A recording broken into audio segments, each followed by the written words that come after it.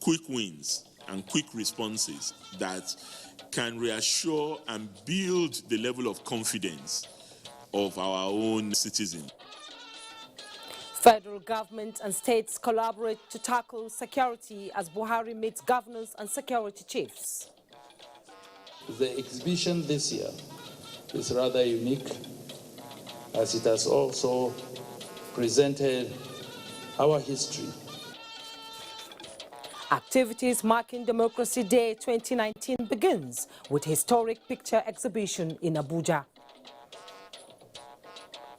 Federal High Court in Abuja orders INEC to issue certificate of return to Rochas Okorocha as Senate-elect for Imo West. World Food Safety Day, Nigeria moves to stop death of 2 million people from unsafe food consumption. Hello and welcome to NTA Network News live from Abuja. I am Juma Yusuf. With me tonight in Lagos is Jennifer Igwe and Naomi Apogo is in Maiduguri. Thanks for joining us. A robust program of cooperation and collaboration is being worked between the federal and state governments towards confronting headlong the various challenges of security bedeviling the country for sustainable peace and socio-economic development. These form the highlights of a crucial meeting on security between President Muhammadu Buhari and governors of the 36 states of the country. State House correspondent Adamu Sambu reports.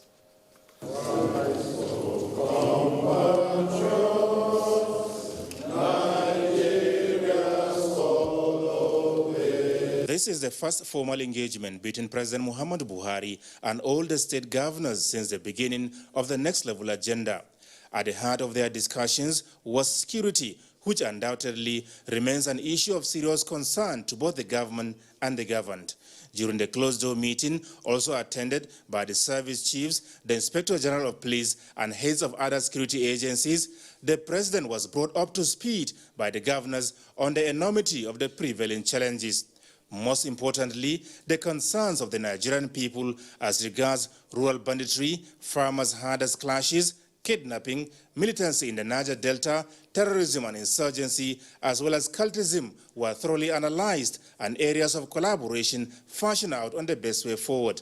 And of course, Mr. President made it clear to us that we all knew he campaigned on the basis of security, economy, and accountability, and that these things are still the most germane issues on his agenda. And he will work with us to address questions of intelligence, of broadening community policing, of ensuring inter-service coordination among the various security agencies, strengthening the criminal justice system, of working with our states innovatively on mechanisms for addressing these issues. Participants made suggestions for, amongst others, a special public-private security trust fund towards increasing the resources available to security institutions for effective service delivery.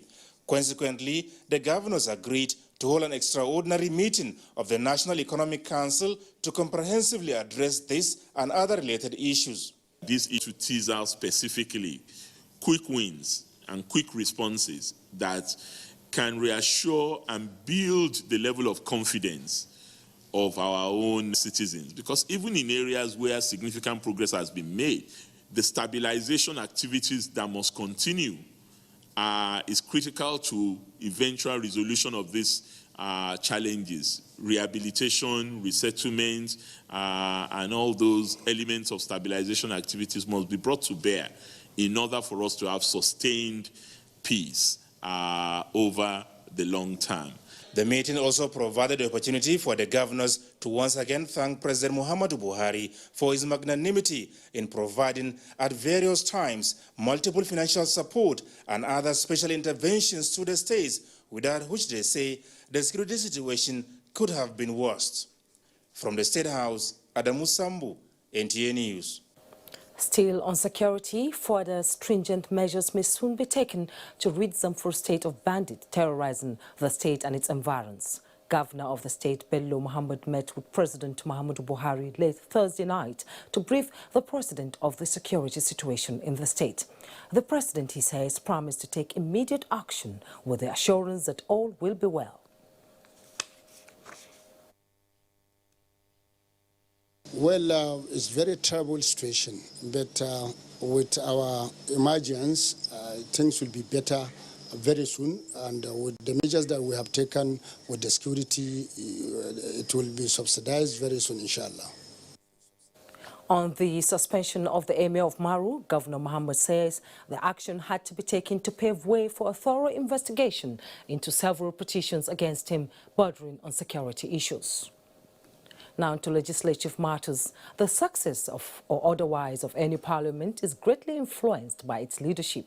That is why the election of presiding officers of the National Assembly is taken seriously by members-elect. In view of that, one of the candidates vying for the position of the 9th Senate, Ahmed Lawan, at a forum of senators-elect, made public his mission and vision for the new Senate. Ignatius Unko reports. This meeting once again provided opportunity for incoming senators to interact with old tenants. Senator Ahmed Lawan at this meeting presented his agenda for the 9th Senate if elected president of the 9th Senate. He listed security, improving the economy, anti-corruption, improved health and educational sectors as some of his major areas of intervention as captured in the 20-page booklet. So we have to work with the executive to ensure that we provide the legislative intervention. Part of it will be budgeting in time to have a very predictable budget cycle to make sure that we rise above the challenges that we have met on the ground. To use the legislature to better Nigeria. The senators shared in the vision of the candidate. And we expect to perform optimally because the cooperation and the cohesion is already here and we expect it to continue. Is someone that is well experienced in the art of legislation. So it's a sign of a good thing to come. A patriotic leader, a leader who is determined to move the country forward. We have no doubt in his ability. But if we're united Nigerians, we should work as a team, we should work as brothers, we should work for the interests of Nigeria. Senator Ahmed Lawan described his endorsement by Senator Danjuma Goje as a show of solidarity and selflessness. From the National Assembly, Ignatius Unko, NTA News. The National Assembly in the last 20 years of Nigeria's democracy has been given a pass mark, while also noting key areas like absolute separation of power is a major challenge to the smooth operation of the Assembly. Guest on Good Morning Nigeria noted that, though the 8th National Assembly may not have a 100% scorecard, the legislature, however, must be commended in the sustenance of democracy. Daniel Adiri reports. While citing a few bottlenecks encountered in the process of lawmaking, guests on Good Morning Nigeria noted that the 8th National Assembly has indeed recorded an enviable level of milestones. The 8th Assembly was able to do constitutional alteration. At least now, we have altered the Constitution. We have been able to bring in the not too young to run bill. Look at even the minimum wage that people talked about. The proposal from the executive is 27,000. It is the National Assembly that opted to 30,000. There are places where, for example, there is this deep-rooted zoning. Somebody will tell you, I can't go for more than 2 terms. Some people is even 1 term. There are constituencies that is only 1 term. Nobody has ever gone 2. So these are also nuances that we must, take note of as a critical challenge for this particular institution. They recommended better synergy of both the legislature and executive, which they say will always help in the speedy passage and implementation of the national budget. I think the major problem is the fact that the executive doesn't sit with the legislature before bringing this bill to the National Assembly. Some directors are powerful enough to commandeer projects to their own localities. And, you know, senators were empowered, elected to deliver democracy dividends to their constituents are left dry and high, That should not be so.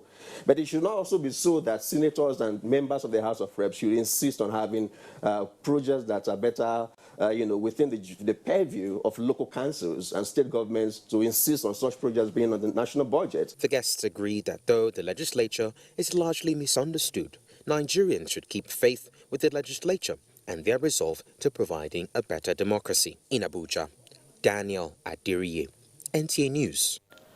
The People's Democratic Party Governors Forum has condemned in very strong terms the alleged diversion of local government funds, declaring support for the new guideline by the Nigerian Financial Intelligence Unit, NFIU. This was part of the resolutions reached at the end of the forum's meeting this Thursday in Abuja. Timothy Yusuf reports. The meeting held at the Bayelsa Governor's Lodge in Abuja ended with an 8-point communique, which includes declaration of support for the establishment of state police as a response to the fight against insecurity in the country, readiness to pay the new minimum wage to workers, and the call for review of the constitution to accommodate a fresh revenue formula in the country. We, as governors of the PDP, we want to make it clear that no PDP governor, no governor elected under the platform of our party, is involved in this allegation of diverting local government funds. The forum also commended the judiciary for exhibiting what it described as uncommon courage and professionalism in the discharge of its responsibilities. The President of the 8th Senate, Dr. Bukola Saraki, Speaker of the 8th House of Representatives, Yakubu Dogara, and PDP National Chairman Uche Secondus attended the meeting. In Abuja, Timothy Yusuf, NTA News. For the first time, Nigeria is witnessing 20 years of unbroken democracy, and the country is showcasing the strides of the nation's political history in an art exhibition as part of activities to mark June 12, 2019, Democracy Day celebration. Ngufan Shaji reports. Pictures, they say, speak 1,000 words, and so are the pictures that sit on the walls of this auditorium. The objective of this exhibition is to remind Nigerians of their political background, document the achievements of Nigeria's political heroes, and educate the young about the country's founding fathers and democratic experience. This exhibition is aimed at strengthening and deepening understanding of our democracy as we celebrate the 20th anniversary of unbroken democracy. It is my sincere hope that this exhibition will bring to remembrance the depth of our political history and further serve as a uniting force for all of us as a people. This historical art exhibition and pictures themed Unbroken Democracy is open to members of the public from the 7th to 12th of June 2019 from 9 a.m. to 9 p.m. daily. In Abuja, Gufan Shaji, NTA News. You are watching NTA Network News. Let's take a break now. We'll be right back. This is NTA Network News. Thanks for staying. The Senior Special Assistant to the President of Media and Publicity, Garba Shehu, has reacted to articles in 2 business magazines, The Financial Times and The Economist, which he says paint Nigeria in a negative economic light. Garba Shehu said both articles were poorly researched and relied on outdated statistics regarding rice production and dependence on crude oil, especially now that Nigeria has risen 24 places in the Ease of Doing Business Index and ranks as one of the top 10 global reformers of 2018. He further stated that the articles are also full of contradictions which do little to boost the country's image. For instance, the Financial Times declares President Buhari has failed to spur rice growing, while The Economist talks about overdependence on oil, yet criticizes policies such as financial incentives which allow business competition and diversification. Again, he pointed out that the magazines lament power shortfalls, yet attack Aliko Dangote, who is building the world's largest oil refinery located in Nigeria. Garba Shehu said they fail to appreciate context and the country's complexity as the many factors which lead to the economic recession coupled with the global commodity crash, which was inevitable. He pointed to stringent measures taken by government to redress the weaknesses in the Nigerian economy, such as spending record figures on infrastructure and capital expenditure at 30% of the budget as opposed to 10% in 2015. Do you know that stamp duties are a form of tax which has been in existence in Nigeria before independence? It was popular for charges when sending out documents through the post office. However, it gained prominence in Nigeria again when banks began to deduct stamp duty on certain transactions. Mupla Dakok in this report tells us more about stamp duties and the legalities. Thought to have originated in Venice in 1604, stamp duty is a veritable tool for revenue generation. Although its use was almost insignificant in Nigeria for decades, in 2016 the federal government imposed stamp duty of 50 naira on bank transactions during the nation's recent economic downturn. The stamp duty regulation mandates all banks to deduct 50 naira on every deposit of over 1,000 naira and remits to the nation's treasury. Stamp duty has now become a kind of transaction fee that is charged for the purpose of revenue only, and government maintained it because it has capacity to generate. It's part of the options for revenue collection.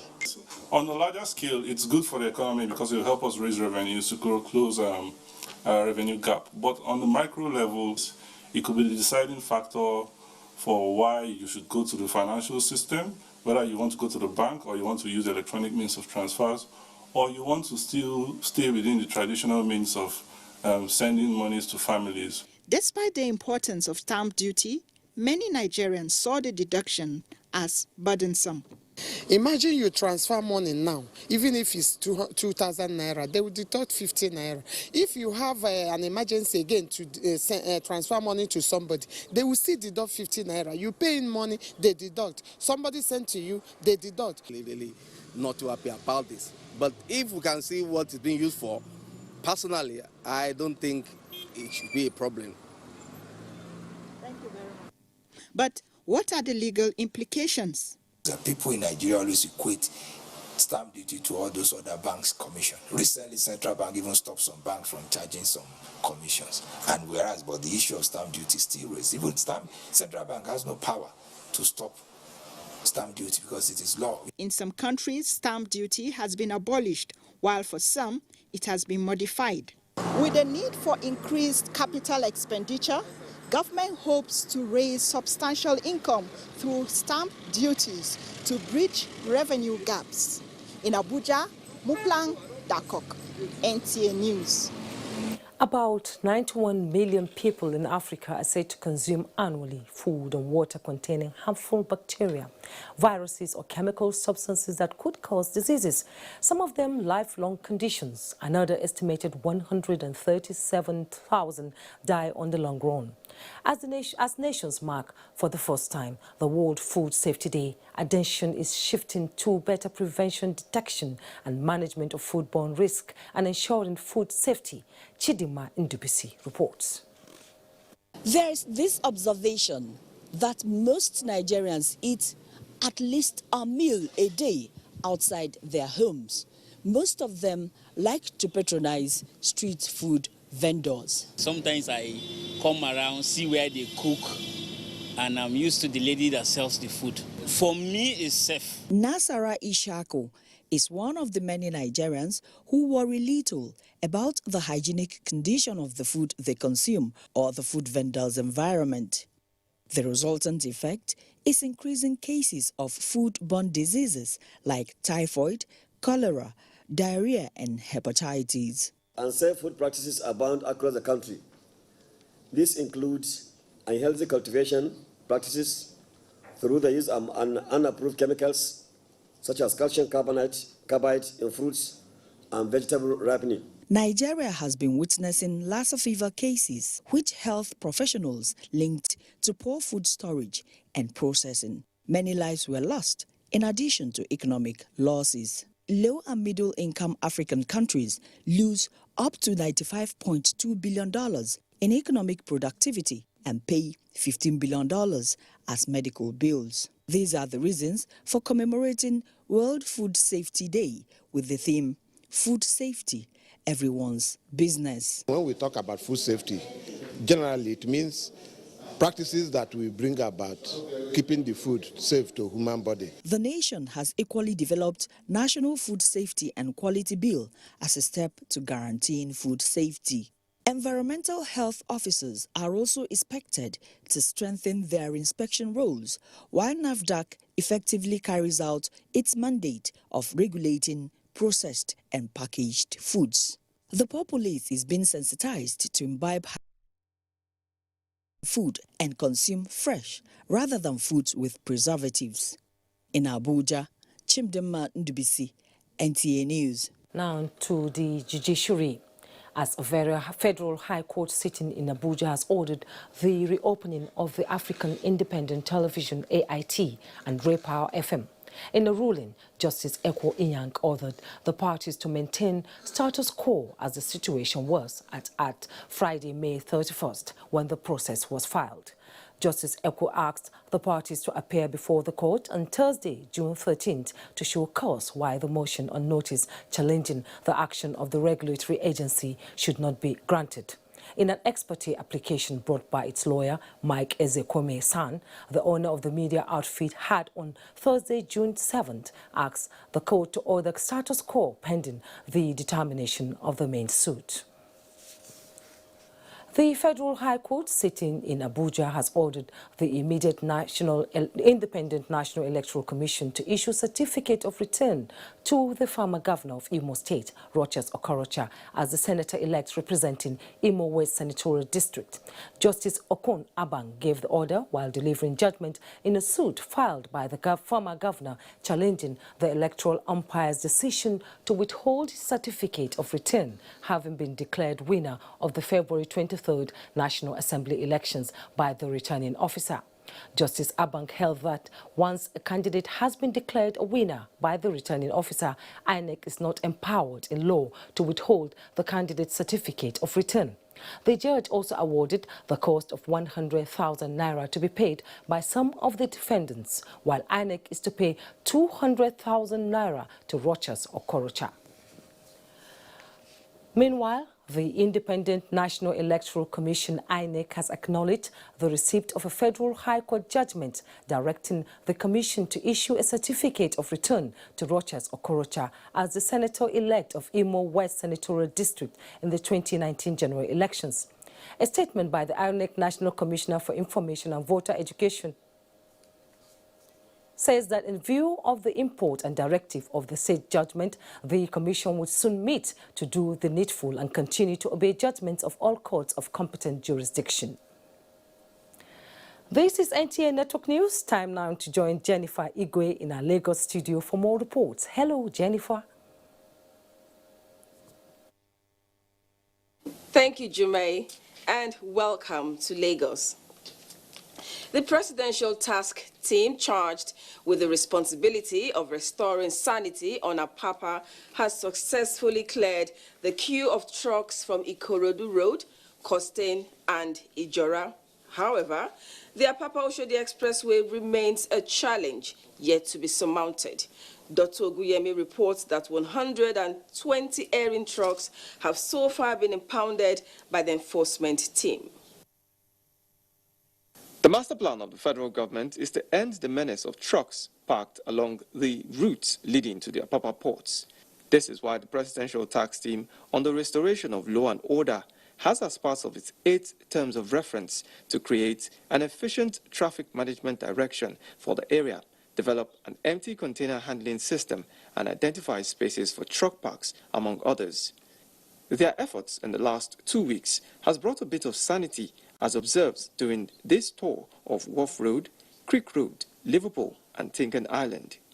The trucker must be happy, the container fleet operator must be happy, licensed custom agent must be happy, and our agencies, MPA, Chippers Council, LASMA, Nigerian Police, and all other agencies of government have been spoken to, including customs, to make sure they make this easy for people in Apapa. The government in the long term, that's the long-term measure, will not depend on road system as the only way of evacuating cargo from the port. There are, however, those who are benefiting from the chaos. The committee's vice chairman, Kayode Okweifa, accuses faceless individuals of sabotaging the efforts of the outcome of the directive. He is, however, optimistic that the already designed electronic call-up system by the Nigerian Port Authority would frustrate the activities of saboteurs upon takeoff. In Lagos, Dotun Okuyemi, NTA News. Now, in line with its desire to expand the use of liquefied petroleum gas LPG and discourage the importation of substandard gas cylinders in Nigeria, Techno Oil, one of Nigeria's leading indigenous oil and gas companies, has inaugurated its multi-million naira LPG cylinder manufacturing plant in Lagos. Annie Daniels reports that Vice President Professor Yemi Oshibajo inaugurated the facility. To broaden the adoption of LPG in Nigeria, Techno Oil launched the Techno Oil Cook Safe initiative with the distribution of over 5,000 units of gas stoves at discounted prices through market women and indigent households across the country. To ensure sustenance of the use of LPG, the company has built the first fully indigenous automated LPG cylinder manufacturing plant in West Africa. The plant is situated in Kajola, Ibejuleki, a suburb of Lagos. Our cylinder is the best of the cylinders because of the standard, because of the quality, because a whole lot, 95% of cylinders you find in the country today are substandard. The government, we need government to support us to stop the importation of substandard.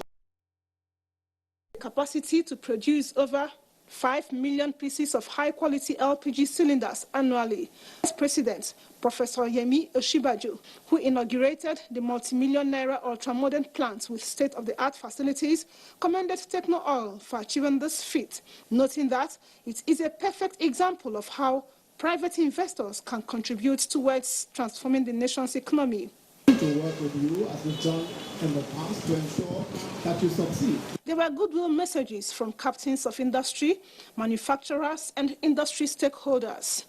I believe in manufacturing, which is the key to economic development. Under President Buhari's policy, we are confident and 100% sure that come next 1 year or 2 years, there shall be expansion here. The cylinders come in 6 kg, 12.5 kg, 50 kg, and more. Techno Oil is an integrated, wholly indigenous company with diverse portfolios in oil and gas, energy, infrastructure, as well as manufacturing. In Lagos, Annie Daniels, NTA News. Thank you, Annie. And for more on the economy, let's join Abolade Salami on the Business News segment. Abolade. Thank you, Jennifer. Good evening and welcome to the Business News segment. Nigeria's total foreign trade hit 8.24 trillion naira in first quarter of 2019, representing a growth of 2.50%. A value of total imports rose by 3.9% at 3.70 trillion naira, while the export value increased by 4.5 trillion naira, representing 1.78% quarter-on-quarter, as trade surplus finished first quarter of 2019 at 831.62 billion naira. And now let's talk oil. Oil prices rose this Friday, moving up from its 5-month low hits week amidst signs that OPEC and other producers could extend their output production deal.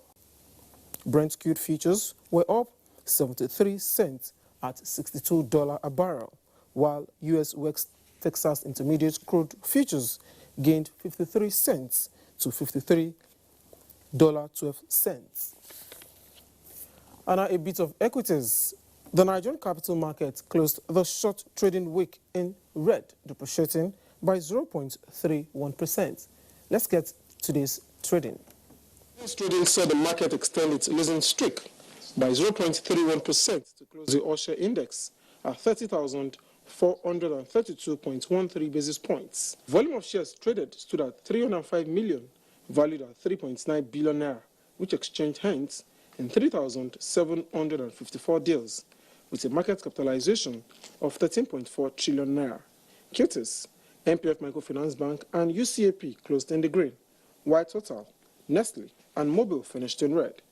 On sectoral performance, only NSE Industrial finished in green, appreciating by 0.02%, while NSE Banking, NSE Consumer Goods, NSE Insurance, and NSE Oil and Gas depreciated by 0.32%, 0.73%, 0.34%, and 1.37%. To wrap on business news, the news continue after this commercial break. Good evening. Thanks for staying, and we have more stories and preparations for June 12 Democracy Day celebrations in Abuja.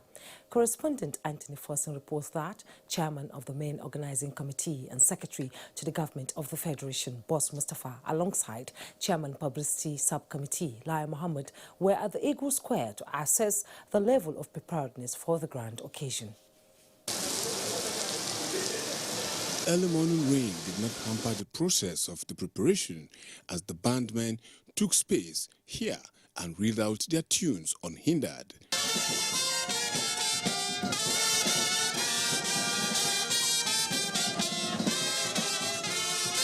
While chairman of the publicity subcommittee, Lai Mohammed, went round the arena. And eventually, when the rain was over, the true color of the rehearsal was unveiled.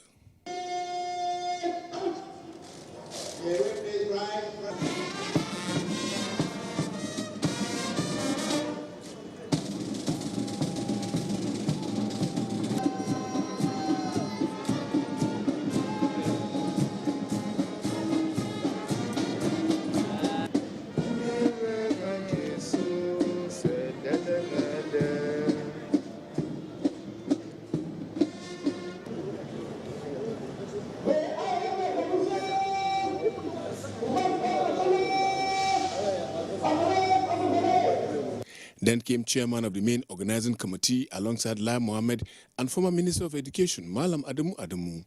They took time to ask questions, just as the Commander Brigade of Guards, Brigadier General Umar Musa, explained to them the level of readiness and what to expect. In the end, Boss Mustafa spoke to newsmen. So far, the preparations are going on very well. We are confident that we'll be able to put up an act that is befitting the celebration of our new National Day, Democracy Day. It's going to be an interplay of our culture with military parade, and eventually the climax will be the new Democracy Day broadcast by the President. And I believe that Nigerians are expectant and they will not be disappointed. June 12 as Democracy Day will be celebrated for the first time come Wednesday next week in Abuja. Anthony Forson, NTA News. Now to security matters. The Nigerian Army is deploying more troops and equipment to step up internal security operations in the Northwest. What is the impact of this development to the socio-economic activities in the region? Defense correspondent Ismail Musa, who accompanied the Chief of Training and Operations, Major General Lamide Adeosun, to Zamfara and Katsina State, has an update. Socio-economic activities in parts of Zamfara, Katsina and Sokoto states paralyzed in recent times by bandits, kidnappers and cattle rustlers. These criminals invade towns and communities mostly on motorcycles, killing and displacing thousands of people. Though a Salah festival, the Chief of Training and Operations, Major General Lamide Adeosun, is here to felicitate with troops, assess their disposition and operations. We must be confident in ourselves. We must be confident in our weapons. Your rifle must be serviceable at all times. And you must get rid of these bad people rather than allowing them to come forward and get rid of the innocent Nigerians. The representative of the Army Chief visited and appraise troop locations in Yergamji, Batsari, Kaura Namuda, and Gusau Zurumi Jibia Road in Zamfara and Katsina states. These are Nigerian and Niger troops on a joint patrol on Nigerian and Niger border, one of the dangerous routes in this area. The deployment of troops have enhanced the resumption of socioeconomic activities in most of our communities. We are pleased with the usual rapid response to threats by these soldiers. We are grateful. Major General Adeosun also appealed to the people of the communities to provide credible information to security agencies to enhance rapid response. From Katsina, Ismail Musa, NTA News. The insistent conflicts between herdsmen and farmers, kidnappings, banditry and insurgency experienced in Nigeria is attributed to the proliferation of small arms and light weapons in the country. It is to address all these that coalition of civil society organizations on small arms and light weapons is embarking on a campaign against gun violence. Francis Form reports. 100 million of the more than 690 million illicit small arms and light weapons in circulation across the world are said to be in sub-Saharan Africa, with West Africa harboring 8.9 million and about 2 million are in Nigeria. This coalition of civil society organizations is uniting to say no to gun violence and yes to peace and unity. This event is to enlighten the public on the needs to stop proliferation of weapons. The issue of gun violence knows no tribe, religion, gun, gender, nor political affiliation. People have been attacked both in the church and in the mosques as well. The situation calls for a sincere unity of purpose. The government alone cannot achieve this. We all need to stand up and join the campaign so Nigeria can be safe again. Guns have finished our people everywhere. So it's very unfortunate, and we decide to join this call in order to, give peace a chance. The coalition is partnering some political parties to take small arms and light weapons off the hands of non-state actors. I will also be calling on the 9th National Assembly to ensure that they revisit the Gun Violence Act as quickly as possible to create new laws, make laws stiffer, so that, to enable us mop up guns that are not licensed. The coalition is taking the campaign to all the geopolitical zones in the country. In Abuja, Francis Form, NTA News. Ibom Air, a commercial airline owned by Akwa Ibom State government, has commenced operations with the maiden flight taking off from the Victor Atta International Airport, Uyo, to Lagos and Abuja. Susan Asuko reports that the airline was initiated by Governor Udom Emmanuel during his first tenure as Akwa Ibom State Governor. To boost the economy of Akwa Ibom State, which has been the major thrust of the administration of Governor Udom Emmanuel, Ibom Airline was launched on February 20, 2019. In keeping with the commitment to ensuring effective and smooth takeoff, the airline has commenced commercial operations airlifting passengers from the Victor Atta International Airport to Uyo to Lagos and Abuja. What we also did today is just to let people know that Ibom Airlines Limited is a limited liability company. Government owns it 100%, but it's not run by government. It's run by the experts and will follow a proper business best practices to make sure that it succeeds. Akwa Ibom State Deputy Governor Moses Ekpo expressed optimism that the airline will boost the economy of the state. Never in the history of this nation, or indeed anywhere else in Africa, that you all may recall, has a state government gone into airline operations. Akwa Ibom State happens to be the first to achieve this feat. Ibom Air will for now run 2 flight operations daily. In Uyo, Susan Asokwo, NTA News. As part of its corporate social responsibility, Malta Guinness has taken part in this year's Salah celebration in Zazo Emirate of Kaduna State, where lots of malt drinks were served amidst fanfare that took the airwaves. Faisal Babadia captured the show and now reports. Malta Guinness, one of the leading beverage companies in Nigeria, joined thousands of people in the ancient city of Zaria to celebrate the Eid al-Fitr Salah in a colorful style.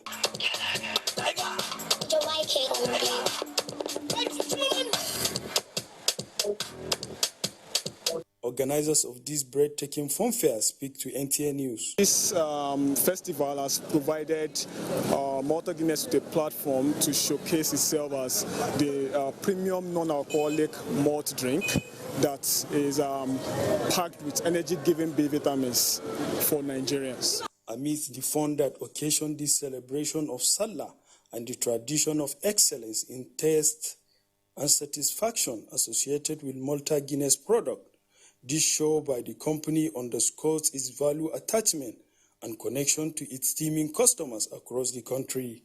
In Zaria, Faisal Babadia, NTA News. Governor Zulum hunters on security. These and more with Naomi in our Maiduguri Network Center. Hello, Naomi. And welcome to Maiduguri. Borno State Governor Professor Babagana Omar Zulum had advocated for a review of the security architecture by involving hunters and community vigilante group to complement the military in not only degrading but eliminating the threat of Boko Haram insurgency. The governor held a meeting with the Civilian Joint Task Force and hunters, charging them to work in synergy with security forces. Muhammad Goni reports. Security is one of the 10-fact transformation agenda of the present administration in the state. Addressing the combined team of the civilian JTF and hunters, the governor announced upon review of allowances of the two groups from 10,000 naira to 20,000 naira, as well as settling outstanding allowances of hunters as soon as they commence work, and that payment will henceforth be made through banks. Meanwhile, Professor Babagana Umara has visited Moleshuari community, where he told the military personnel that he was there to boost their morale and to assure them that the state government will provide them with all necessary logistics and support to enable them discharge their duties effectively. This administration will continue to support you. Under no circumstances we shall leave you. I must be with you, whether it is in a state of adversity or in prosperity. The governor then went around the community, where he also assured some of the residents that government is working to ensure that the residents who pledged the community return home. He further announced that excavators will be provided to dig trenches to fortify the township and its surrounding, as well as providing security to commence farming activities. In Maiduguri, Mahmoud Goni, NTA News. Towards ensuring effective counter-insurgency operations and civilian rights protection, National Human Rights Commission, in collaboration with United Nations High Commission for Refugees, organized a 4-day training for the Nigerian military and other law enforcement agencies in the Northeast. The training, held in Maiduguri, the Borno state capital, is part of effort aimed at enhancing capacity of security personnel to observe basic human rights in their operational activities within the entire Northeast. Jesse Tafida reports. The training, organized by the National Human Rights Commission and United Nations High Commission for Refugees, is geared towards enhancing effective mainstreaming of human rights, humanitarian norms and principles in counterinsurgency operations by officers and men of the Nigerian military and other security agencies in the Northeast Theater of Operations. The workshop is expected to further enhance the capacity of military personnel alongside other security agents, apply basic human rights principles, and identifying protection issues in the Nigerian humanitarian context. Executive Secretary, National Human Rights Commission, Tony Okechukwu Ojukwu, noted that the training will enlighten military personnel and other law enforcement agencies on the legal framework of international human rights law and humanitarian principles. Part of this training we are doing is to help them to know the options that will save life more.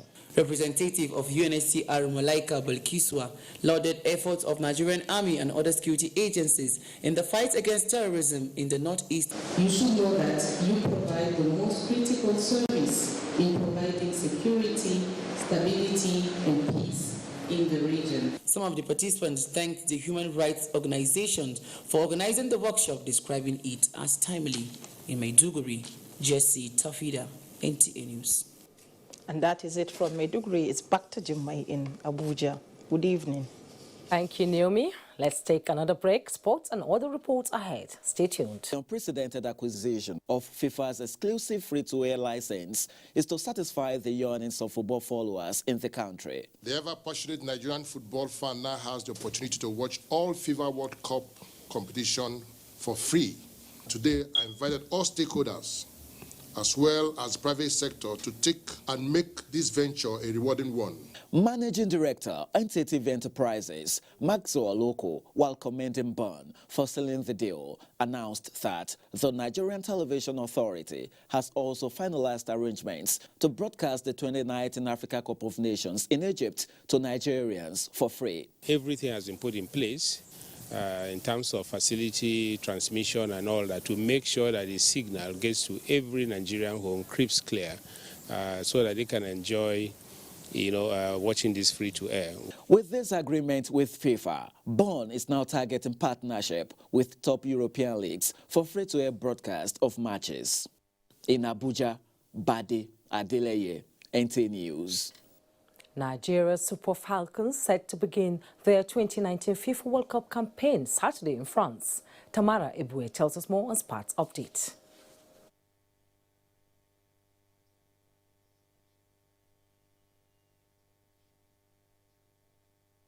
Sorry, the sports update is not coming up. Well, we'll have a quick check on the weather update for Saturday.